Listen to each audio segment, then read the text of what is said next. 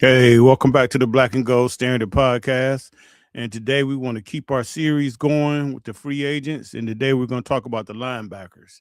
And once again, just like almost in all these other positions, just not a lot out there. I mean, it's some decent players here and there, but it's just not a lot out there. Like I say, the league as a whole is doing a better job of keeping their free agents. I mean, the cap is going up 15, $20 million a year, it seems like. Um, teams and got better with finding all the little loopholes and working things out with the cap. So now teams are really, really keeping their guys in house. And that's cool. What you have noticed is you're gonna see a lot of older players starting to get released, and really older and more expensive players. You know, teams are kind of been willing to swallow that dead cap money and move on from guys. And sometimes you can get a guy that he may have some maybe a season or two left, at a decent level. But for the most part, you just don't see a lot of free agents out there like it used to be. And I think that's just because of the way the cap is moving up so much that even though you got a lot of teams that's really up against it, they're really not up against it. And now everybody has that cap guy, and they know how to finagle around it and get it going. What's up, Dwayne? How you doing, man? So with that said, we'll move right into it. And it's just the linebackers. So that's the only group that we got going today. And like I say, it's just not a lot out there. Nothing that really excites me. And especially here in Steeler Nation, you hear a lot of people talking about cutting Patrick Queen. And for one thing, Patrick Queen is 26 years old, I think. He might be like 26 years old. To be honest, Patrick Queen hasn't played. Now, has he played as good as maybe we wanted him to play? Honestly, I would say no. But Patrick Queen has just not been a total bust. He's played actually fairly well. But I think when he came in, we thought that he would be at maybe playing at a little higher level. And you got to remember, Baltimore defense is a little bit different than the Steelers. But I'm actually excited to see a new system, some better coaching. I believe, and I want to see Patrick Queen. This is his last year, so if he doesn't cut it in this system, he'll be gone. He'll be on this list next year, and I would really think that he'll be one of those highly sought guys, because like I said, he's still young. He's still young, and didn't really have a bad career here in Pittsburgh. So I think sometimes we kind of get too anxious on getting rid of a guy, and so I'm willing to you know play it out, let him ride, play his contract out. And again, I mean, it ain't like the Steelers are in a bad contract with him, like he's making $20 million a year, and it's nothing like that. Now, if anything, the Steelers' problem is going to be Jalen Ramsey. I mean, we're stuck with a bad contract there. But anyway, we'll deal with that later. So let's get right into these linebackers. So the number one guy. Let me see here. Let's get with. All right, yeah, the Steelers need to stick with the draft for linebackers. Need to move from PQ from Green Dot. He would be a better player. That I agree. I don't think he's the Green Dot guy as far as calling the defense. I don't know why they didn't move from him with that. I thought, especially going into the second year, I really thought that they would put that on Wilson. But then, to be honest, Wilson had some issues, and he was kind of in and out the lineup. So, like I say, I'm really excited. I'm really excited with this new coaching staff, and maybe that may be a decision that's going to be made, and they'll take that play calling responsibilities from him, and maybe that'll make him play a little bit more comfortable. And also, I think the Steelers are going to do some things up front that's going to help Queen, because one of the things in Baltimore was, I mean, obviously he was playing on the side of Smith, but Baltimore had those big defensive tackles and kept those guys clean, and he was able to do what he's really built to do, and that's run sideline to sideline. He's not really a thumper. Now, if the Steelers decide that's what they need, then okay, I get it. Maybe moving away from Queen, or definitely, after his contract is up after next season, to move to somebody else. But sometimes, we as fans, we just get too, get rid of this guy, cut this guy, don't bring this guy back, and you still got to develop your guys. And I'll have another podcast, and we'll kind of talk about that. What's up, Claude? How you doing, man? So the number one linebacker I think that's out there right now is going to be Devin Lloyd. To be honest, he's a PQ to me. Um, but he had that protection. He had that protection in Jacksonville. Now, the one thing I will say that he's better than Queen, he's an excellent um, pass defender. And that when we look at his stats, so he's 6'3", 235 pounds, so not a big guy. He's 27 years old. He had 81 tackles, 1.5 sacks, one fumble recovery, 5 interceptions, and 7 pass defense, and 1 touchdown. So he's a guy that, yes, if you want to have a guy that can cover backs out the backfield and get in the passing lanes, he's definitely that guy. He's going to get paid. He's going to get paid. So again, this is a guy. Do you get rid of Queen, where you're paying him like 13 million, and you're gonna probably have to pay this guy 16, because he's gonna be the one linebacker out there that's gonna get paid. I mean, he's a young guy. His production is there. He's gonna fit a lot of defenses as far as being that covered linebacker.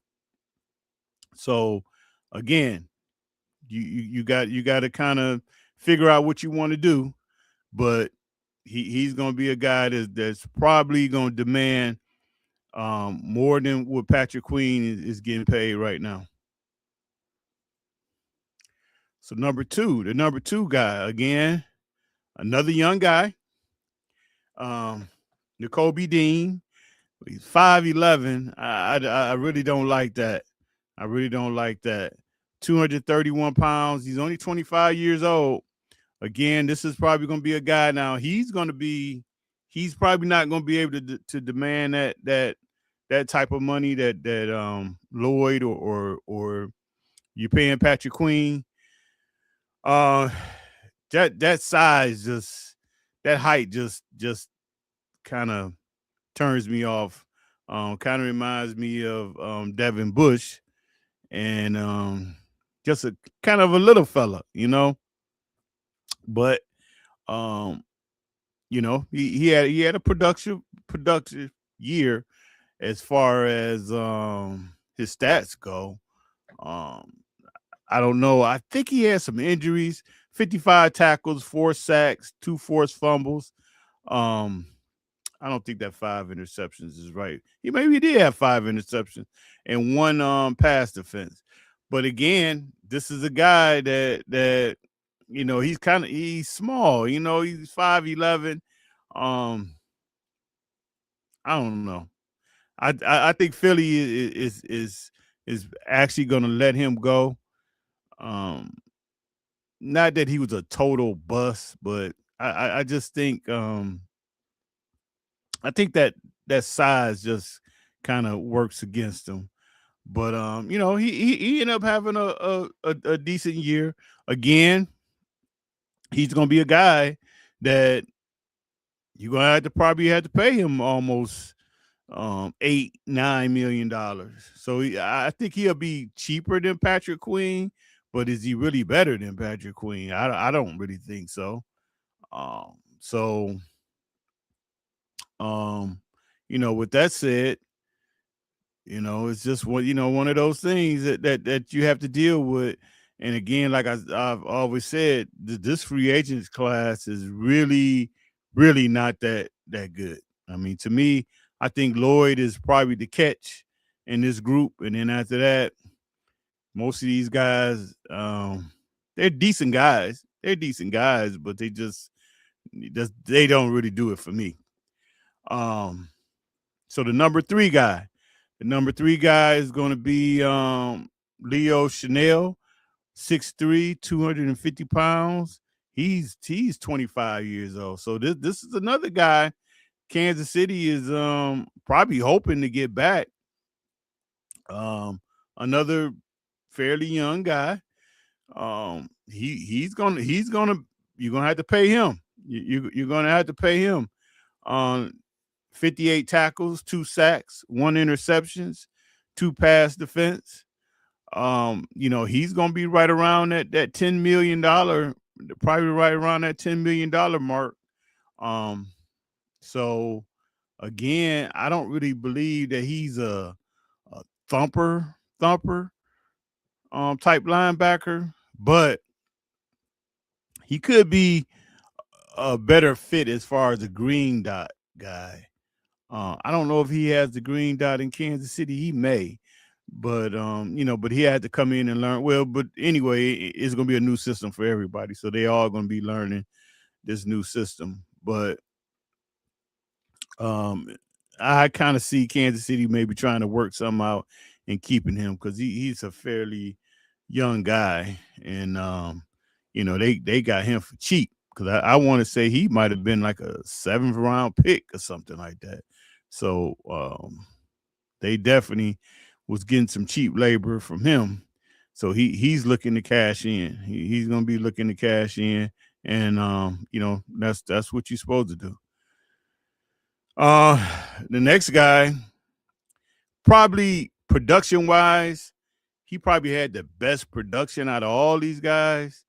But you look at his age, you know, he's 30 years old, 6'2", 240 pounds. Caden Ellis.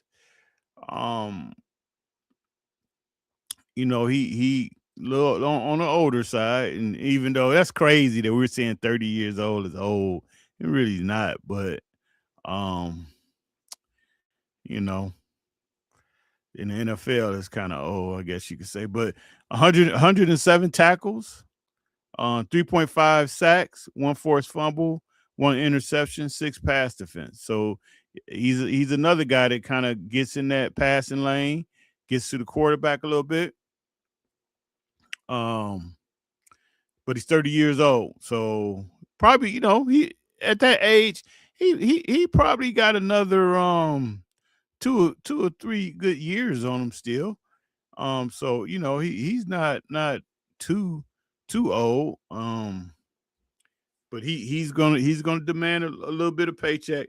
So basically, as you can see with these guys that's on the board right now, I'm truly I'd rather keep Patrick Queen.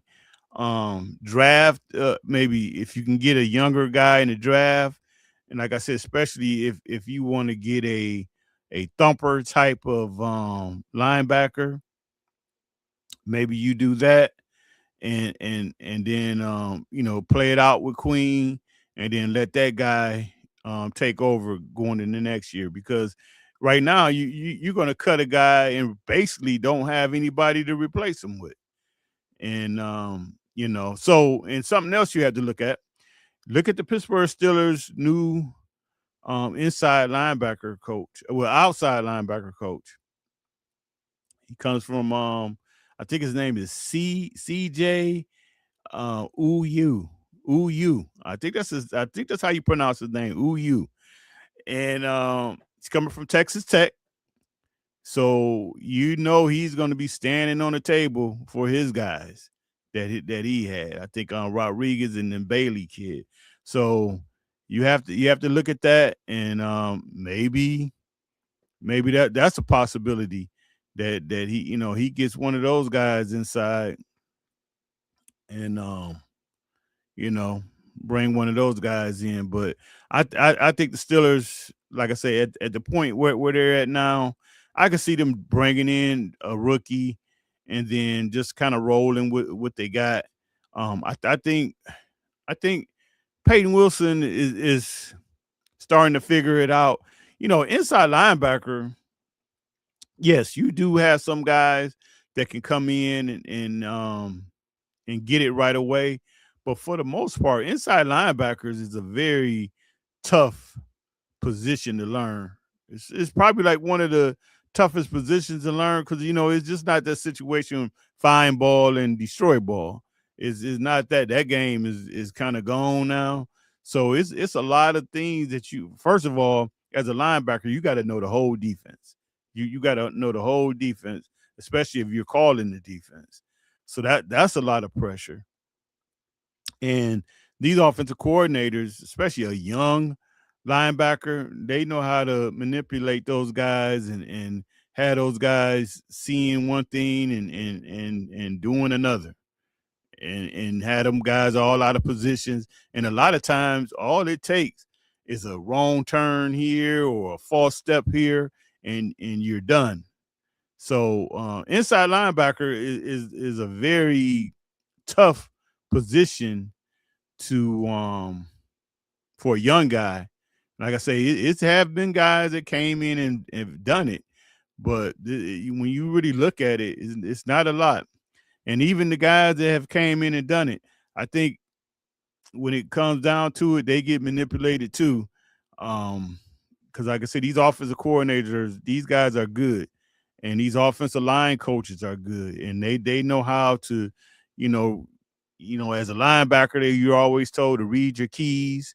They know how to give you fake keys, and like I say, especially in this league, because everything is so fast, you take the wrong step or you turn the wrong way, half a turn, and you're done. And that's all it takes to make a little crease, and that running back is gone, or next thing you know, you're getting trapped. All kinds of stuff can happen to you. So inside linebacker is a very hard position, so especially for a young player coming into the league to master right away. And the last guy, believe it or not, Devin Bush. And I have to give him credit. The Brown system that they ran, it worked for him. Um, I don't really think he's a great tackler, but he came in there and did what he had to do, especially as a free agent. And I think Devin Bush and made himself a little bit of money.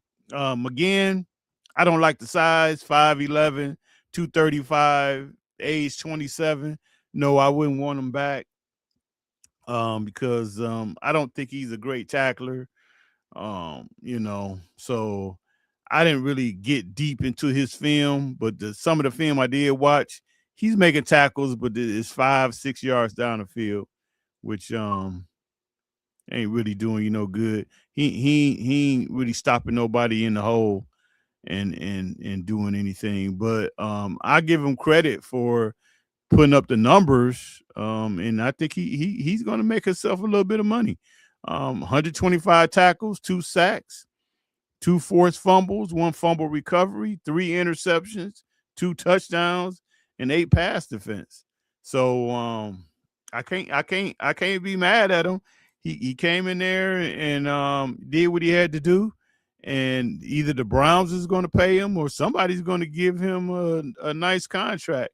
And to be honest, when he left out of Pittsburgh, I was kind of thinking this guy's career was done, and he kind of bounced back. So kudos to him.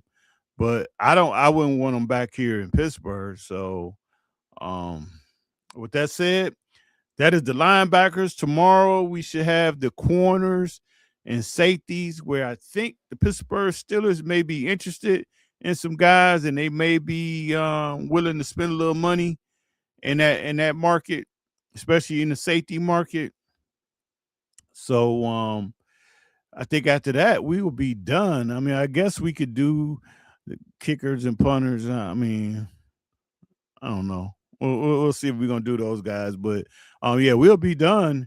To later on today, I should be releasing my Black and Gold Standard podcast, Big Board, and what that would be, I'm just picking my top 32 players that I think that's going to be in the draft, and you know how the board usually works. Most teams, and some teams don't do it, but most teams, and they live by this. So what they do, they rank the players, and they rank it for each round of the draft. So first round, they're gonna go 1 through 32. And you just, as the draft go, a guy get drafted, you cross him off your list. So if you think X player is the number one player, he's gonna be your number one guy. And obviously, more than likely, he's gonna be gone by the time you pick. But as the players get drafted, you cross them off, and then when it gets to your pick, whoever your highest player on your board. And I mean, but sometimes it don't actually kind of work all the way like that, because maybe the highest player on your board is maybe not a player that you need. But most teams kind of stick with the board, or they may, if we know we need a quarterback, and it's the number one corner is available, it just depends. But for the most part, that's how most teams do the draft. They go by their big board. So I did one for the first round for the Steelers, and we can kind of debate about that, and that's kind of how you're going to get your pick. I think the Steelers right now is, they could go a lot of directions. It's kind of hard. Like really, the Steelers draft will come more in focus after free agency. I think after free agency, well, not even after free agency. I think what they do in the first couple of days is going to determine where their draft is really going. So we'll have a better feeling once free agency start and the Steelers, get to making some deals with guys. We'll kind of see where that first round pick is going to be. It'll tell us a lot. But until then, thanks for joining. You guys take care. Oh, excuse me. You guys take care, and I will probably have that draft board out later on today. It won't be live. I think it'll just be a video, so you can leave your comments. Make sure you like and subscribe. And until then, you guys take care. I'll talk to you later. All right. Bye-bye.